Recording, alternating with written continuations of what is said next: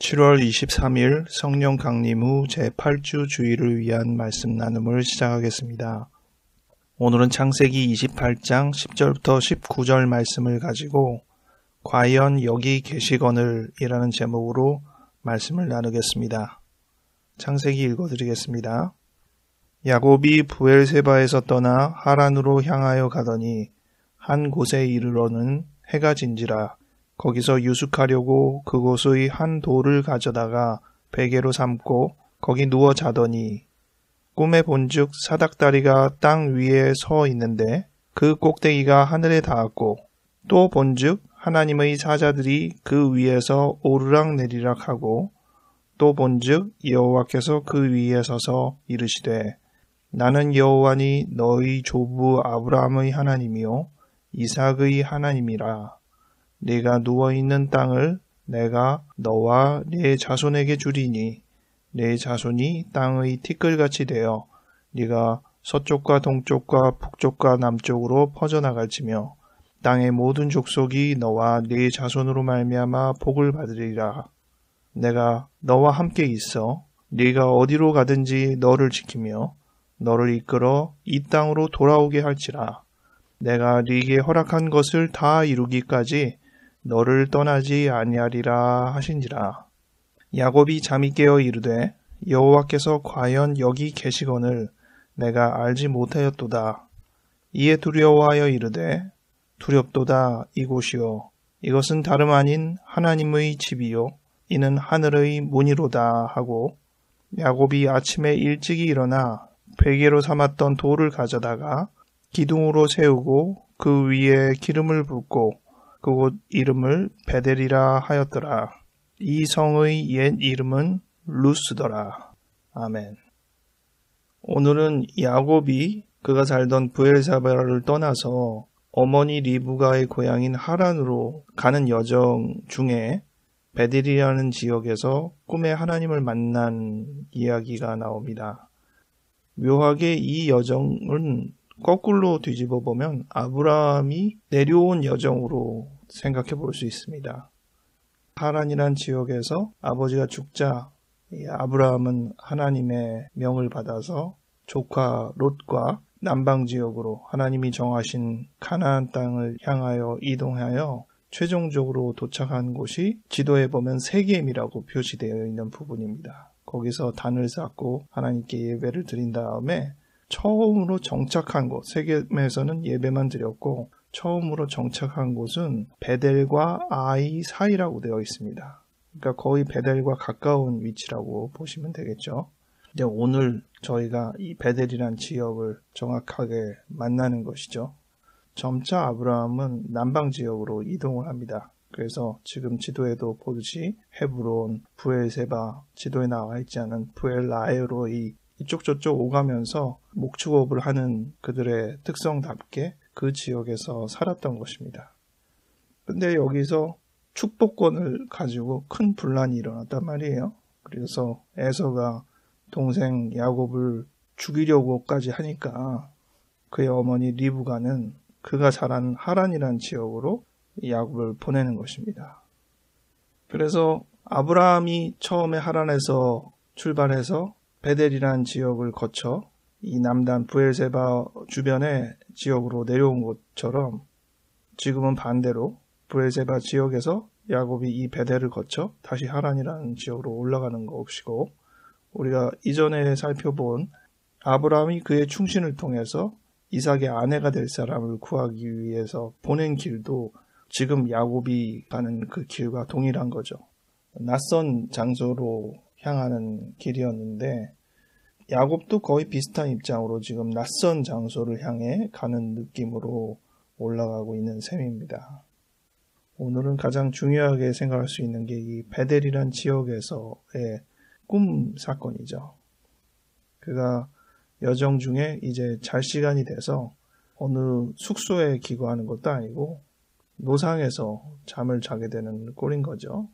돌을 베개 삼아 자고 있는데 꿈을 꿉니다. 이 꿈이 아주 신비로운 꿈이죠. 그 꿈을 꾼 다음에 깨서 야곱이 한 표현이 오늘 제목과 관련된 내용입니다. 여호와께서 과연 여기 계시거늘 내가 알지 못하였도다. 야곱은 분명 그의 부모를 통해서 여호와 하나님에 대해서 계속 들었을 것입니다. 하나님의 존재에 대해서도 믿기도 하고 의심하기도 하지만 이래저래 그 배경 속에서 생활해 왔을 것입니다. 그런데 지금 여호와가 여기 계신 줄을 알지 못했구나 이렇게 말하는 것입니다. 그동안은 전혀 몰랐을까? 그렇진 않았겠죠. 그러니 이 표현은 달리 하자면 진정 하나님께서 계시는구나 이렇게 이야기하는 것이라고 해야겠죠. 그런데 그는 꿈을 꾼 것입니다. 몽롱한 상태에서 신비 경험을 한 것이 아니고 꿈을 꾼 것입니다. 그럼에도 불구하고 하나님이 이곳에 계시는구나. 이것은 단순한 꿈이 아니구나. 확신을 했던 것이죠. 이러한 경험의 해석이 참 중요하겠습니다. 우리도 일상에서 다양하게 경험을 하는데 이 경험이 과연 하나님께서 주신 것이냐, 나 혼자 그저 상상한 것이냐, 우연히 실수로 경험한 감각이냐, 누가 정확하게 정답을 내려줄 수 있는 것이 아니잖아요. 그런데 어떻게 야곱은 이 꿈을 통해서 하나님이 나를 만나셨다라고 느끼고 이 지역 이름을 베델이라는 하나님의 집이라는 이름으로까지 부르게 될 정도로 이 꿈을 의미 있게 삼았냐는 것이죠. 저는 그것이 꿈에서 들려진 그 음성 때문이라고 생각을 합니다. 형상도 독특하긴 하죠. 사다리가 있고 그 사다리가 땅에서 하늘까지 닿은 것입니다. 근데 그 형상의 사다리에는 천사가 왔다 갔다 하는 거예요. 그리고 그 맨 위에 여호와 하나님께서 음성을 들려주시는 겁니다. 근데 그 하나님이 어떻게 얘기하시냐면 나는 너의 할아버지 아브라함의 하나님이다. 나는 너의 아버지 이삭의 하나님이다. 이렇게 이야기하시는 겁니다. 제가 아까 아브라함부터 이야기를 해드린 셈인데 아브라함에 대해서 이삭에 대해서만큼은 충분히 야곱이 알고 경험한 부분이 있기 때문에 그렇게 몸소 경험하고 들어왔던 아버지와 할아버지의 그 삶이 하나님과 같이 투영이 되는 부분에서 하나님이 진정 여기 계신다라는 생각을 하게 됐을 거라고 봅니다. 그리고 하나님께서 약속한 것이 너를 반드시 돌아오게 한다라는 표현이 있어요. 너가 지금 고향을 떠나서 낯선 곳으로 가지만 너가 익숙한 이곳으로 내가 다시 불러올 것이다. 그리고 이곳에서 오히려 너의 민족이 번성하게 할 것이다. 이 이야기를 하는 것입니다. 그는 새로운 땅에서 개척해서 새로운 정착을 하는 것을 원한 것으로 보이지는 않습니다. 고향을 떠나는 것에 대해서 상당한 불안과 긴장을 갖고 있는 것으로 보입니다. 하나님께서 새로운 곳에서 큰 일을 펼치게 할 것이다. 이런 비전을 주는 것도 큰일이죠. 그런 비전을 받은 사람이 아브라함이었고 그런데 야곱한테는 이곳으로 다시 돌아온다고 얘기를 했어요. 그것이 진정 필요한 표현이라고 느껴집니다. 이것은 하나님이 나에게 확신을 주시려는 것이구나 느낄 수 있었다는 거겠죠. 그래서 이것이 단순한 꿈이 아니라 하나님께서 나와 함께 하신다는 것을 진정으로 보여주는 것이다. 해석을 할 수 있었던 것입니다. 이 과정을 통하여 야곱은 지금 이 장소 그리고 이 시간에 하나님께서 나와 함께 계신다는 의미로만 받아들이는 것이 아니라 과거부터 내가 어려서 잘 분명하게 몰랐었던 그 과거부터 지금까지 하나님께서 나와 함께 하시면서 나를 위하셨다는 것을 느끼고 심지어 나의 세대만이 아니라 내 아버지부터 그리고 내 할아버지부터 하나님께서 우리의 가정을 지켜왔다는 것을 깊이 느꼈을 겁니다. 그리고 그 흐름 그대로 앞으로도 계속될 것이라고 느꼈을 것입니다. 그가 남방지역, 헤브론이나 브엘세바나 브엘라헤로이나 그 밖에 여러 지역을 오가면서 목축업으로 돌아다녔을 때에도 야곱은 그 모든 여정 속에서 하나님이 함께 하셨음을 느꼈을 것입니다.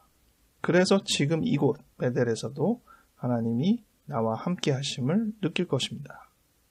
시간과 장소뿐 아니라 우리의 감정 상태, 기쁜 마음에서든 슬픈 마음에서든 당황스러운 시점에서든 어떠한 상황과 상태에서든 하나님께서 함께 하신다는 것을 느꼈을 것입니다.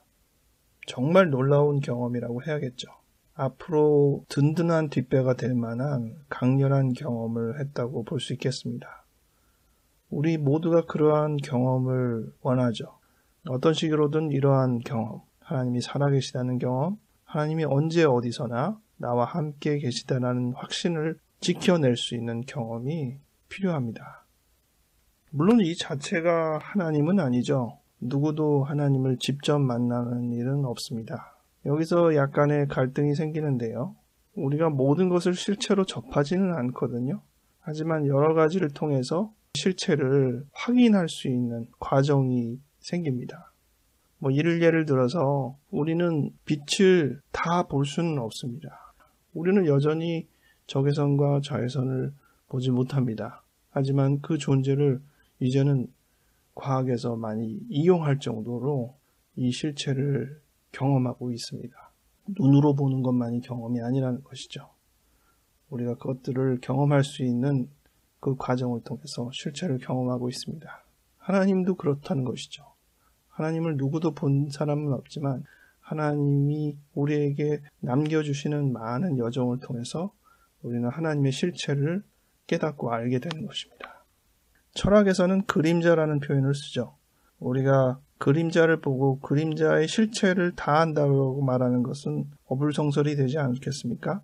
하지만 어떤 기준 때문에 우리가 그림자밖에 볼 수는 없는 상태라고 한다면 실체가 어떤 특성이라고 묘사는 할 수는 있겠지만 그게 진정한 실체인가에 대해서는 항상 의구심을 갖게 됩니다. 한 번도 그 존재를 냉정히 본 적이 없기 때문에 그 묘사에 대해서 완벽한 설명은 해낼 수가 없다는 것이죠.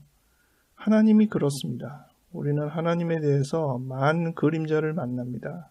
하지만 그 그림자를 아무리 종합해도 우리가 하나님의 실체를 충분히 경험했다고 말하기가 어렵습니다. 그래서 인간은 항상 하나님 앞에서 겸허하고 숙연해질 수밖에 없는 것입니다. 하나님의 편에서 보자면 하나님은 당신을 우리에게 나타내기 위해서 우리가 느낄 수 있는 영역의 그림자를 계속 보여주실 수밖에 없습니다. 안 그러면 우리는 깨닫지 못하니까. 하나님이 우리에게 얼마나 양보를 해서 우리가 느낄 수 있는 영역 안의 것들을 그림자로 전달해 주시느냐가 굉장히 큰 관건이 되죠. 하지만 거기서 항상 오해가 따릅니다. 그 그림자를 통해 정확하게 묘사하지 않게 되면 왜곡된 것을 이야기할 수밖에 없기 때문입니다. 우리가 알고 있는 하나님에 대한 그림자 중에 가장 구체적이고 가장 분명했던 부분은 예수님이죠. 그런데 그 당시에 많은 하나님을 안다고 하는 사람들, 바리새인, 사두개인, 제사장, 많은 사람들이 예수님을 받아들이지 않았습니다. 그것만 봐도 우리가 알고 있는 그림자라는 것이 얼마나 오해의 소지가 많은지를 생각하게 되죠. 예수님의 태도에 대해서 인정하지 못했던 가장 대표적 부분은 죄인이라고 어울리지 않았던 많은 사람들과 함께 하셨기 때문이 아닐까 싶습니다. 그래서 변절자로 오히려 취급이 되는 것입니다. 이 야곱이 말한 대로 과연 여기 계시거늘 이런 고백을 우리가 어떻게 하게 될 수 있나 생각하게 됩니다. 지난주에 저는 엔니오 더 마에스트로라는 영화를 봤는데요. 엔니오 모리코네라는 영화 음악의 대부죠. 그의 일대기에 대해서 다큐멘터리 작품을 만든 내용을 봤습니다. 엔니오 모리코네는 아주 전형적인 클래식 작곡에 공부를 했다는 것이죠. 그러다가 그 동료들이 흔히 얘기하는 클래시컬한 작곡자의 경로를 밟지 않고 영화를 하는 사람들과 어울려서 영화 음악을 제공하는 사람이 되는 것이죠. 그가 가장 존경했던 그의 작곡 스승이나 그의 작곡 동료들의 입장에서 보면 전형적인 변절자인 셈인 것이죠. 영화를 보면서 느꼈던 한 부분은 이런 것입니다.